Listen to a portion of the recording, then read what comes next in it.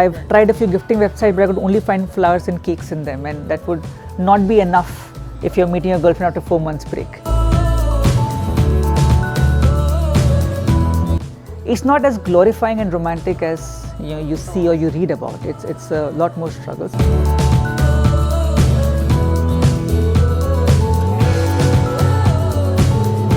You've got to have as much marketing knowledge as anybody else you hire. That means a lot of research.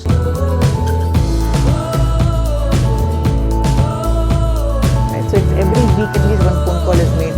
We request them that can you please not take.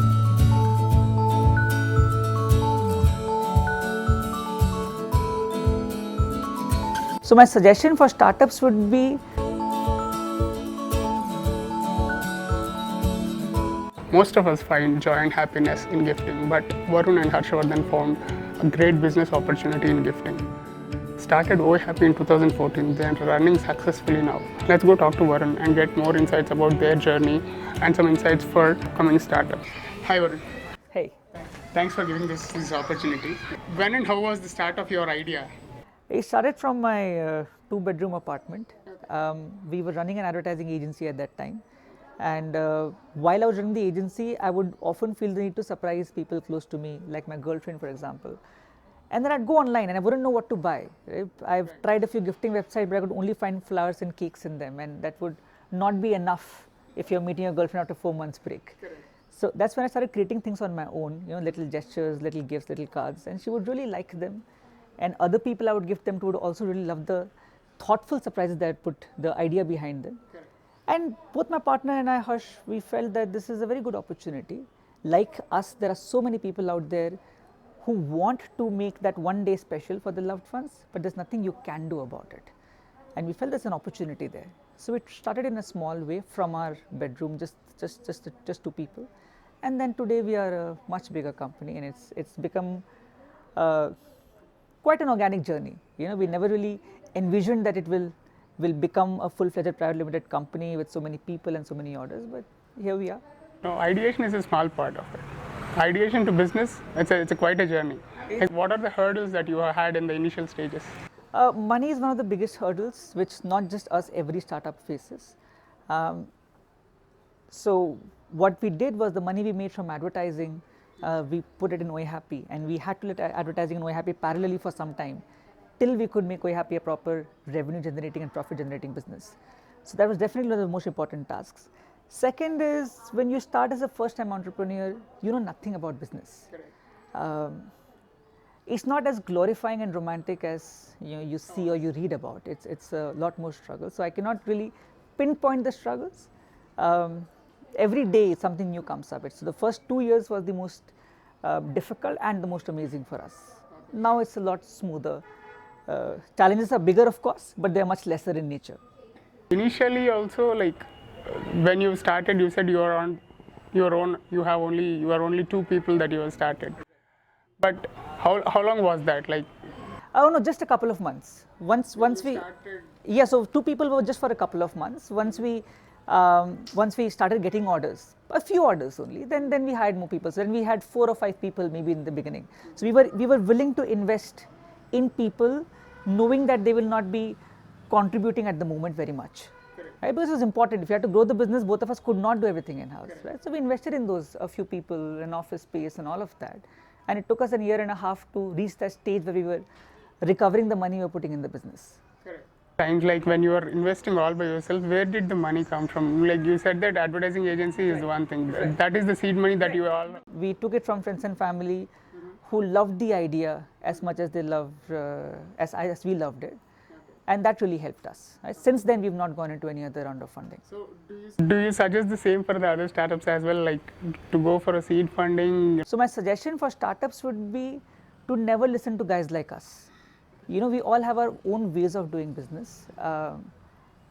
We have gotten a lot of unceremonious and pretty sad advice from a lot of investors and well-wishers also. But at the end of the day, it is only your idea that is going to work. So it doesn't matter what I think. Coming to the staffing part, yours is a more of a creative jobs. Yeah. Like, how do you choose your staffs to be? Like, how do you choose your creative No, side it's a of it? very department, the creative department, because the entire company rests on that. But nobody in the creative department right now was hired for creative department. They are all people who either joined as a happiness consultant, which is the phone call department, or the operations department, or marketing, or could be something else. But every department gets the opportunity to participate in creativity, to share their ideas, to share their opinions on finished products. And whoever seems the most passionate and most aligned with our thought process towards products, they become a part of this team on a probation basis. And if they do a good job, they become a full-fledged part of it. So the department head herself started as an operations person, and she is now heading this department, and it's fantastic for us. Today, most of the homemakers also coming up with DIY ideas and all that stuff. Like, do you feel them as a competition? Actually, you give yourself most of the ideas for them with your products. You know, it's like giving out your IP to them. Nothing we can do about it.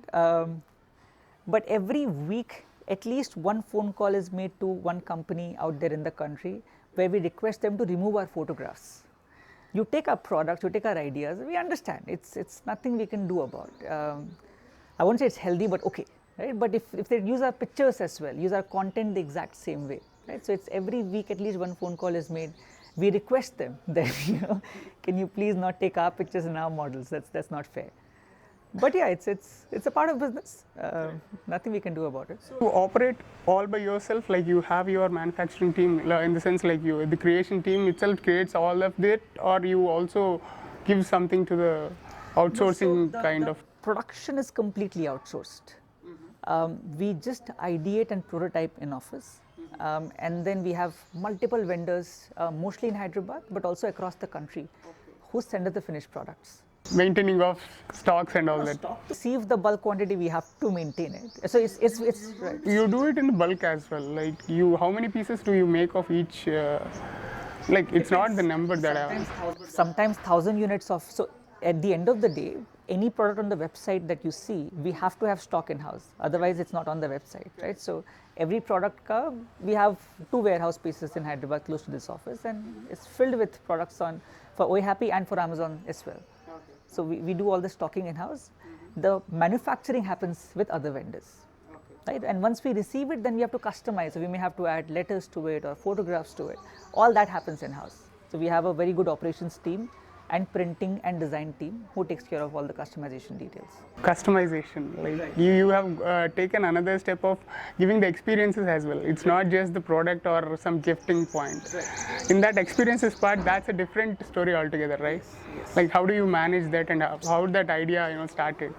See, it's very simple. Again, if it is your anniversary, it's such an important occasion. You are not going to stay at home the entire day. So you have to go out. Now, where do you go out? If you go out for dinners anyway on your usual weekends, so you have to make that day's dinner or that day's plan a little different from the rest of the year, and you don't know what to do. So that's where there was definitely need for it, where people were just not looking for gifts, right? But experience is as important to make an occasion special as a gift is. So that was the whole thought process, and now we have so many things. We can have a guitarist sent over, you can play a song for you. You want to go very luxurious, so you can book a private jet and go to Goa in it. You don't want to spend that much money, but sit in a jet, so you can rent one for half an hour, so you take a ride around the city. Then there's fancy candlelight dinners which you otherwise do not get if you just walk in. Fancy cabana dinners set up in 5-star hotels where the entire lawn is booked for you. So there are these exclusive dinners which you otherwise cannot book for yourself, or exclusive experiences which you cannot find online easily, right? So that's where we try to. Same as gifts, we don't try to do something which is already available or already happening easily. We're trying to change the perception of gifting, that it is not just about flowers and cakes, it is not just about going to an ordinary dinner or a candlelight dinner. That difference we are trying to make in both gifts and experiences. How long do you need your time to arrange all this, like the time span? It's all about timing also. So anywhere between 5 minutes to 5 days, depending on the size of the surprise, right? So people call us saying that we want to surprise immediately because I forgot my anniversary, it is today, right? And we get calls every single day where it's a last minute thing. So we designed something called virtual surprises, where let's say if it's your best friend's birthday and you don't know what to do, 10 strangers will call your best friend throughout the day without revealing you're the person doing the surprise. Just have a random conversation about, happy birthday, and I knew you from school, and I know what a naughty child you were, and your nickname was Kalu, all of those things. And they'll be very, very surprised because they would not be expecting anybody to know such details about them. And the 10th caller reveals that, it was organized by your best friend. So that becomes an instant surprise. Similarly, we have customizable mobile apps wherein there's an app designed exclusively for you, where you're playing games customized for you, and a lot of other things. So yeah, it need not. We don't really take time for everything you see on the website. You have last minute surprises as well. Yes, without that you cannot survive in India. We are procrastinators by nature, and last minute surprises are very important for us. Coming to the startups point, like the suggestions to you, like in terms of, you haven't gone to next level of angel investments, I hope, right? So why are you still holding it? Like, when do you find it the right time to go to that? If you are going to use the money to really expand, not just the size of business but also the size of revenue and profits, that is the right time. If more investment means more losses, then personally, as a traditional mindset, I am completely against it. So for us, we are still making our foundation extremely strong. Even though we are profitable, we are trying to be more profitable, and all of those things. So once we feel it's completely strong and the extra money can be used for really exponential growth on all departments, not just customer acquisition growth, that's the right time for us. Expansion means more number of people. Right. How are you now managing the orders from different locations? You should find a person to surprise, right? It's not always the delivery of the item. Right. It's more of a surprise if it's more of a surprise. You mean an experience? Correct. Experience is across the country. It's not just Hyderabad. We are some. You have an employee throughout the country, or like how? No, that's not needed. I mean, technology is amazing these days. It's a simple thing of booking it with them over emails or over calls or over an app. So we have very a good segment of vendors across the country who've been with us for a very long time. If a vendor defaults with us even once deliberately, then we cancel them out, right? So that way we make sure that the quality of surprise in every city is maintained. But all the coordination happens from Hyderabad. So every customer gets a dedicated consultant who are with them throughout the surprise. So don't feel that your order placed ho gaya, to mere paas phone number aa gaya, and that's it. It's never limited to just exchanging contact details. We make sure that it is seen through the end. Mentioning about that, the technology part of it, like how far you are utilizing the technologies all around. There is technology all around, Right. To even analyze the customer tendencies and all that stuff. Right. Like how far you are utilizing technologies, and what are the key takeaways that you want to tell startups about this? If you do not adapt new technology, you become obsolete very quickly, right? Especially in the e-commerce market. So, I mean, on a scale of 1 to 10, I cannot tell you how far along are we, but I think we are doing a fairly good job. So yeah, we do use technology very extensively, not just to service customers or not just for operations management, but even in our products, right? Like I gave you the example of those virtual apps, right? So we have a lot of tech-based gifts designed for people who are always on their phones, because it's more relevant for them, right? They'd rather get an app that's just only for them, right, than a chocolate or something else. Two people as a partners. Right. Choosing your right partner, like I know you have a right partner by God's grace, but it's not easy to get two people on the same mindset. Right. Do you get petty fights between, like, how do you manage that? See, of course we fight. It's a marriage. You spend more time with your business partner than with your life partner, because 5 days a week you are in office, right? But I think you have to be on the same page in terms of the core of the company, right? If your visions align, everything else is irrelevant. So for us, our visions are completely in sync with each other, and hence, no matter how fast we evolve as a business, we are both on the same page there. And every disagreement we have, we sort it out, like adult people. We're running a company, so we've got to. Do you remember the most enjoyable gift that you have ever given in this process? That's a very tricky question. But when we started the company, I used to personally go and deliver the surprises, and I used to personally go and do a lot of experiences, like I've worn bear suits and gone to parties and stuff. So those are very memorable for me. There's this one time which stands out the most is this guy wanted to propose to his fiancée but he was dating her for about 8 years now. So he wanted to do something very extravagant for her and propose to her in a very big way.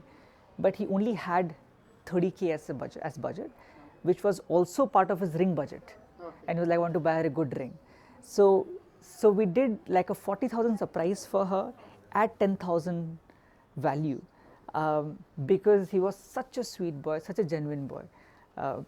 There what we did was we went to a private airport, and the moment the girl landed there, we had the aircraft decorated for her completely. There was this huge 15 feet long banner that was spread out for her, and when she climbed on the aircraft and was flying, the guy asked her to look below, and there was a huge banner laid on a cricket field, right, with the message, will you marry me, printed on it. It all happened in 10,000. It's very expensive, but that surprise we wanted to do just because for the guy, because I was the one taking decision, and I was like, sure, let's do it, but not anymore.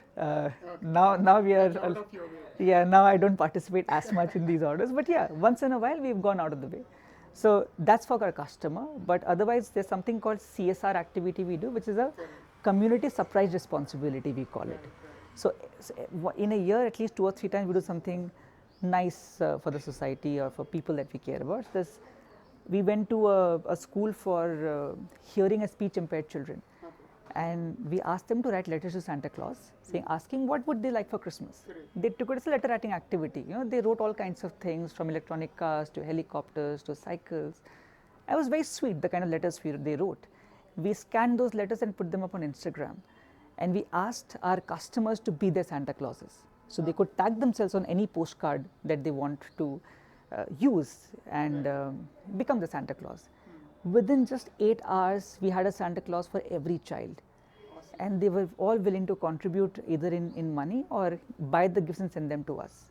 Then on Christmas Day, we went and we asked every child to stand up and read their postcard, but in sign language, because the speech is not very understandable, right? So, and then as they kept reading out the gifts, they kept getting them.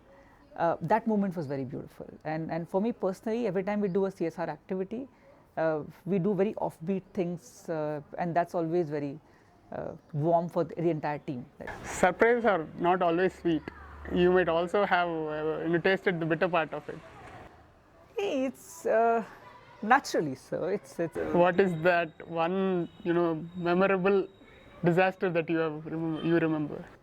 See, most disasters are faced by the happiness consultant team, and they are beautiful with the way they deal with the customers, because it is not about repayment like other e-commerce companies. Correct. Refund is not the case because they trust us with an occasion, and we cannot spoil that.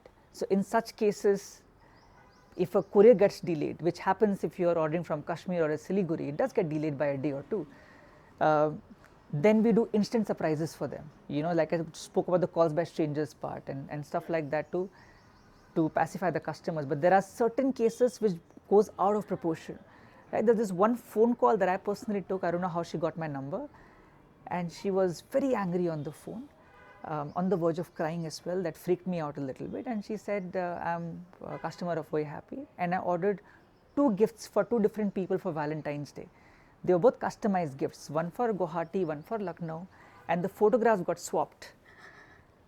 And she was in a full-on panic mode. Now, thankfully, she received one gift on her own. She wanted to give to the boyfriend. The other gift was sent to Lucknow, but wasn't delivered. The delivery guy was out for delivery.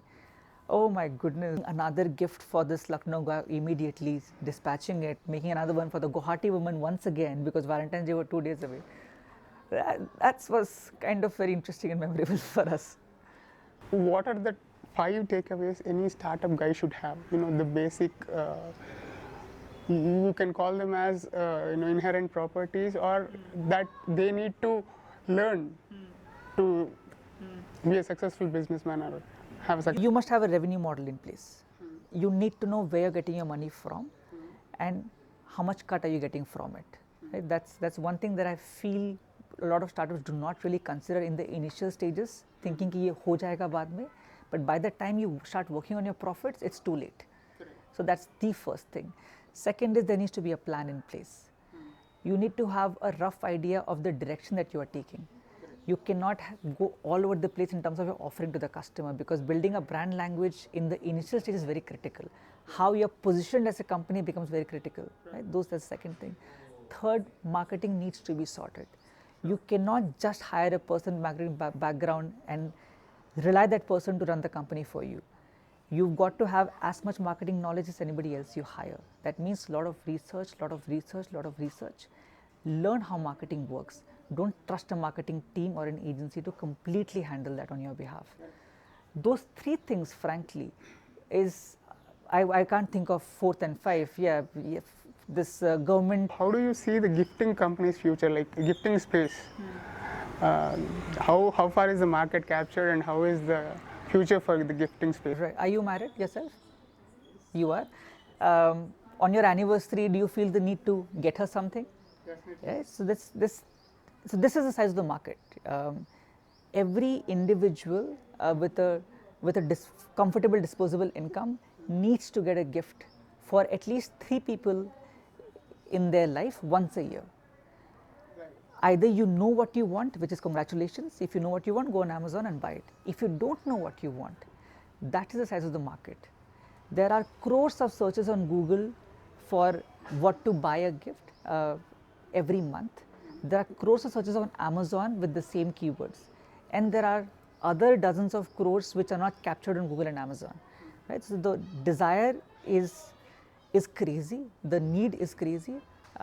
It's only increasing with time. The more disposable income you have, and the more separated we are getting from each other because of our busy lives, that one day becomes more important for you. So I don't see this market ever going out of fashion. I think this is an ever-growing market. As a brand, you have to evolve with the market. You don't fear of even exhausting of ideas? Oh no, it's as long as it's a good team for it. Right? So that's why I keep getting from different places with different school of thoughts. Right? The more freshness we bring in, the more fun it is going to be. Tell us about the social gifting that you are currently doing.